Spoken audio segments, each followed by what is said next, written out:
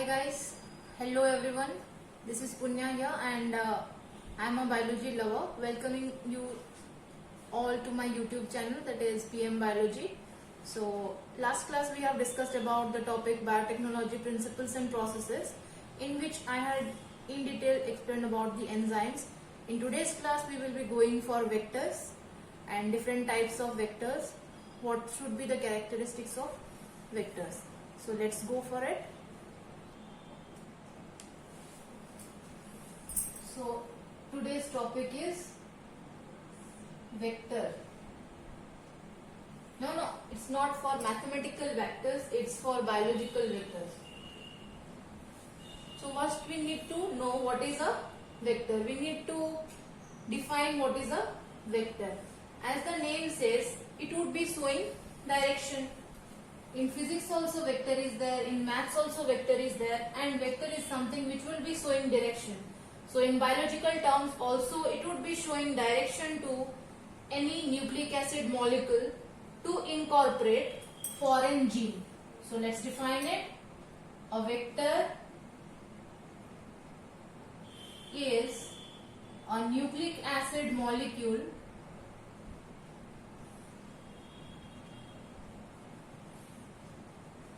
which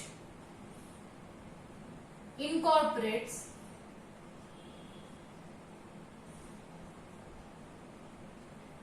desired gene into host cell. That means, suppose for example we can take, this is ampicillin, this R stands for resistant gene. So we need to incorporate this gene into a bacterial cell, that is E. coli. So this is our desired gene. It needs to be inserted inside the E. coli. So for that, which agent is needed? That is our vector. So once this gene would be carried and intermingled with the DNA of the E. coli, we will be getting our desired product. So we need to know what characteristics of vector needs to be there so that the desired gene would be transferred into the host cell so that we get a recombinant DNA.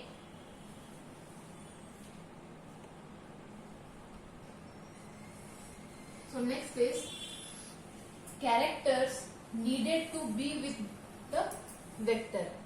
So vector is the agent through which we will be transferring the foreign gene into our host DNA. So what are the characters which needs to be with the vector? First character is very important. It is called ORI site. That means this ORI has been taken from the word origin of replication. So each and every vector which we are going to use for the rDNA technology needs to have this ORI site, that is given. Every DNA sequence, every RNA sequence would be having this particular ORI site, and a vector needs to have this ORI site so that it would be able to replicate. That means the vector first characteristics is to make a copy of itself from the ORI site.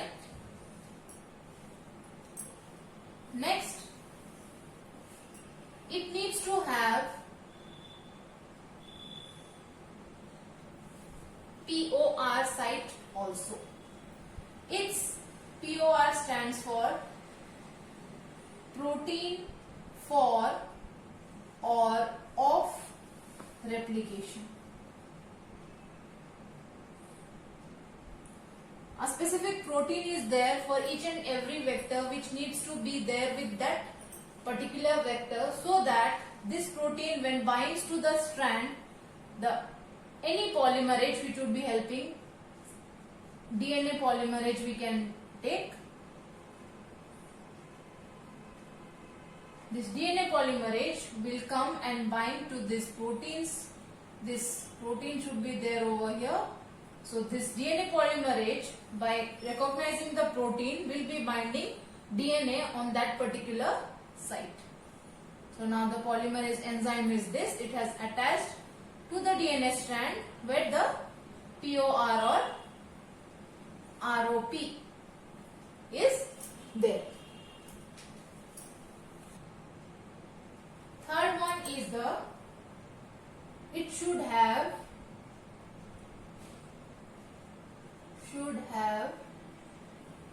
at least one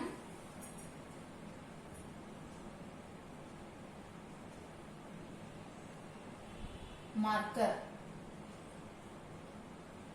that would be selectable markers. So next characteristic of vector is that it should have at least one selectable marker. For example, marker can be taken as ampicillin, we can say for antibiotic resistance genes. First one, antibiotic resistance genes. Second can be enzyme producing genes. So this is the third characteristic of the vector. Fourth character is that each and every vector needs to have certain restriction sites. The sites where exactly certain enzymes would be there and they can make a cut. Suppose this is a DNA and we need to open up this DNA. So we will be helping to cut this DNA at a site, this. So this site would be restriction site, this one would be a restriction site, and to make a cut for this site, a enzyme would be responsible. So once this enzyme has acted over this, now it would be opened up. So restriction site is another characteristic of a vector. Last, the vectors are always of small size. So let's brief again. So let's brief all the points. What characters needs to be there with the vector. So first is each and every vector needs to have a ORI site. Second, it needs to have protein for replication site. Third, it should be having at least one selectable marker. Fourth, it needs to have restriction sites.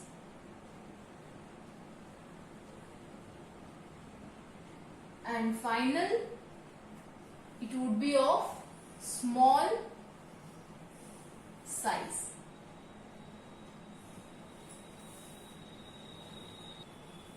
Now let's go to the next part of these vectors, which is the types of vectors which are used for rDNA technology. So we would be discussing 5 to 6 of these types of vectors. You can see the colorful picture over here. This one. somewhere black, green and red. So this is our first type of vector which we are going to discuss about. So types of vectors. So we are going to go for the first one. Its name is mentioned as PBR322.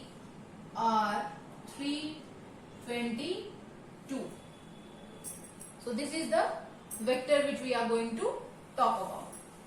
This P stands for plasmid.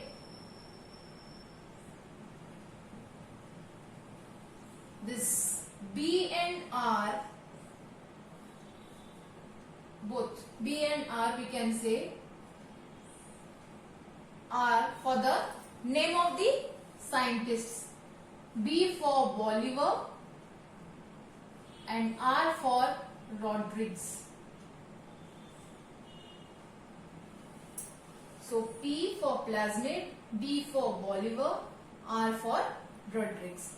And 322 is the code when it was experimented and finally they got the name for it.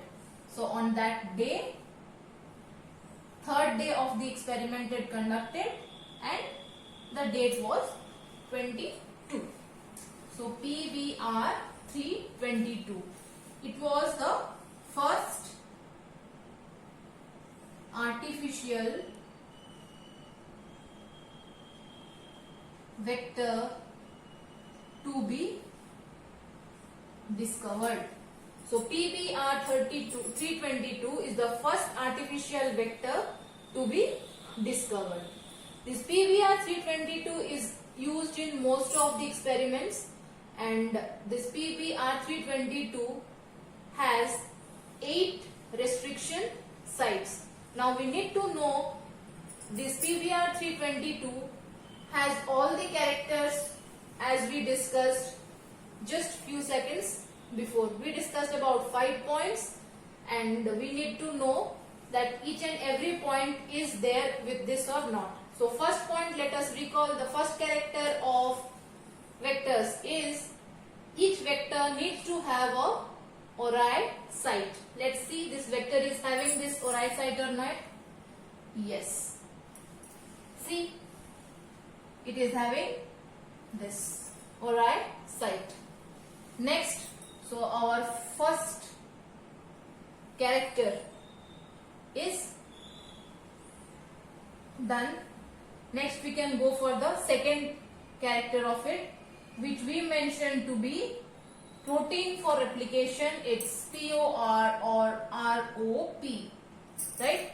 This is the site where the enzyme, that is DNA polymerase, can go and bind here. Next we need to know, so 1 and 2 are over. Let's go to the third character of it. Third character was, it needs to have selectable markers.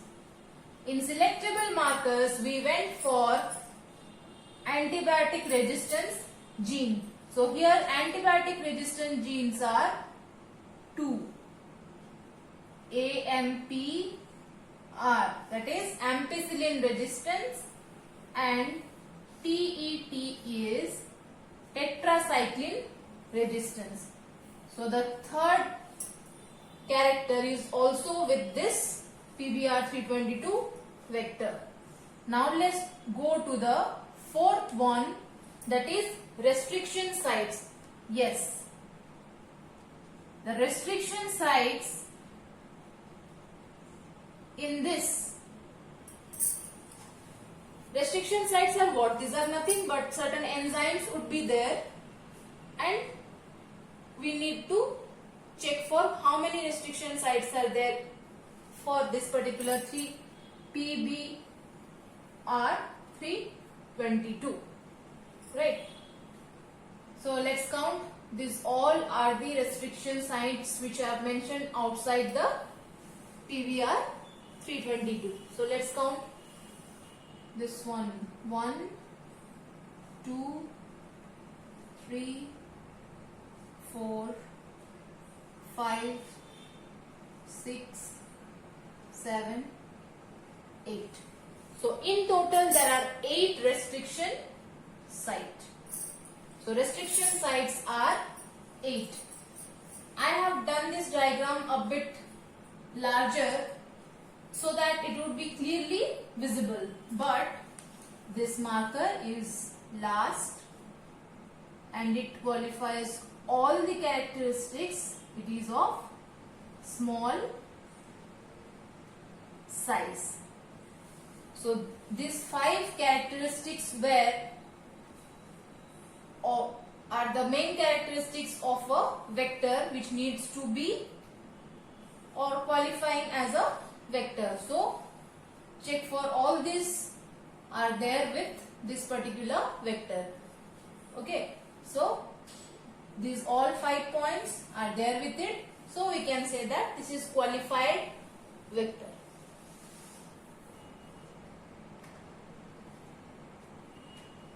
So see, origin site or ori site is there where replication needs to be started. For the replication to be started, a site, that is protein site, is there where the DNA polymerase can bind. So now we have recognized the origin of replication. The protein has been recognized by the enzyme. Now it has attached and now the synthesis can take place. And so see, this is the ori site. Okay, origin of replication, that means from this site only the replication will be starting. So this ori site is recognized, then a protein will come and bind to the strand. This protein will bind so that the DNA polymerase enzyme will go and attach to this site and then synthesis will start. Now let's come to the 4th point, that is restriction sites.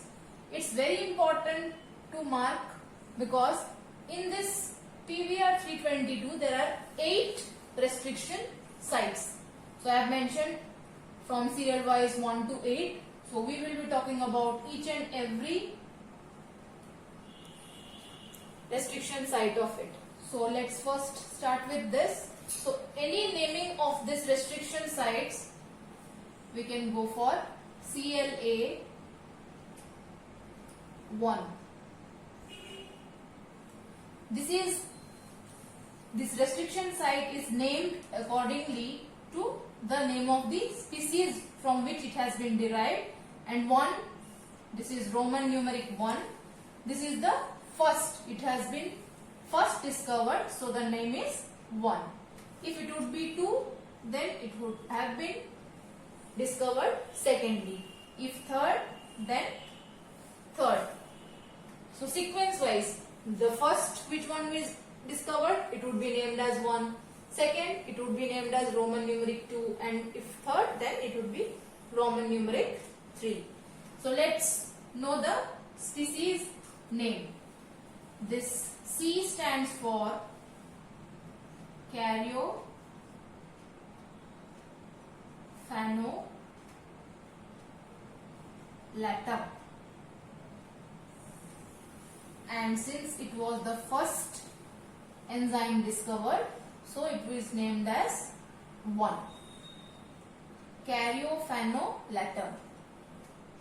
This is for C has been from the genus name. Genus name is always capital. This is the species name. So this is the genus name. Genus name is always written with capital, that is C, and this is the species name, so it is always small. When we are going for taxonomical categories, we can know why the genus name is capital and why the species name is small. So how this enzyme or restriction site has been named? It has been from the genus, first letter, and from the species, first 2 letters have been taken, and according to the enzyme discovered, it has been marked as 1. So first one is Caryophanolatum 1. Now we are heading towards the next restriction site, that is the second one, that is Hint 3. So here H has been derived from Haemophilus, IN from influenzae, D is the strain, and this species which we are taking, or the restriction enzyme which is taking part here, is the third discovered one. Next we can go for the third one, that is BAM H1. So B stands for Bacillus and AM would be from amylotic.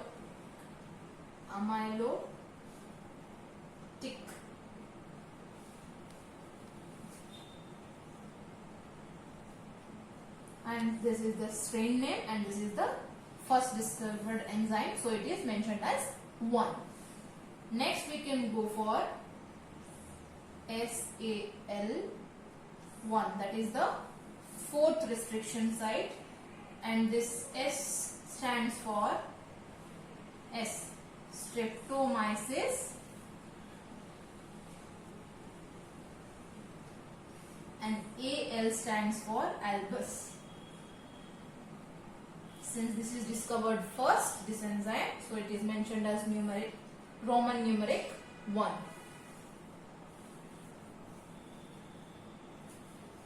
PVU. The P stands for Proteus and VU from vulgaris, and this is the strain which is derived from, this enzyme has been derived secondly, so it is named as 2. So Proteus vulgaris. Another restriction site is over here, you can see its name 7, that is PVU1. So this restriction site has been named as 1 because it was first discovered. This is named as 2 because it was secondly discovered. This P stands for Proteus, VU for vulgaris. Next we can go for PST1. P here stands for Providencia.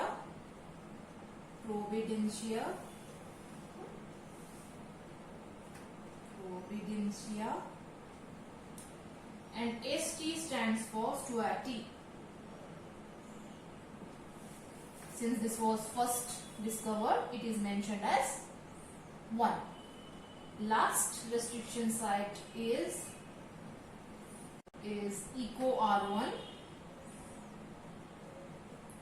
E stands for Escherichia coli.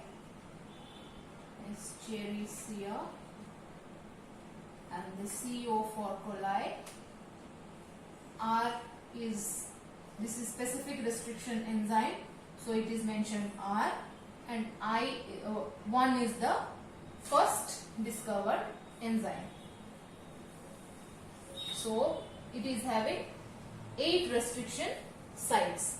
So you have to remember all these 8 restriction sites, and when whatever restriction enzymes would be available with that particular, in the cell, which enzyme would be available. Suppose this is available at that particular time, at this particular site, this enzyme will make a cut over here. Now it is opened up and then the DNA can be inserted there. So that's all for today's class, because you need time to remember these 8 restriction sites. Like, it's easy, right? I think so. You will be able to remember it very nicely and very soon. So we will be talking about the next types of vectors. More 5 to 6 are there in your course. So we will be taking up another class so that it will be easier for you to recall and remind also. Till then, watch my videos, like it, share and subscribe. Thank you. Have a nice day.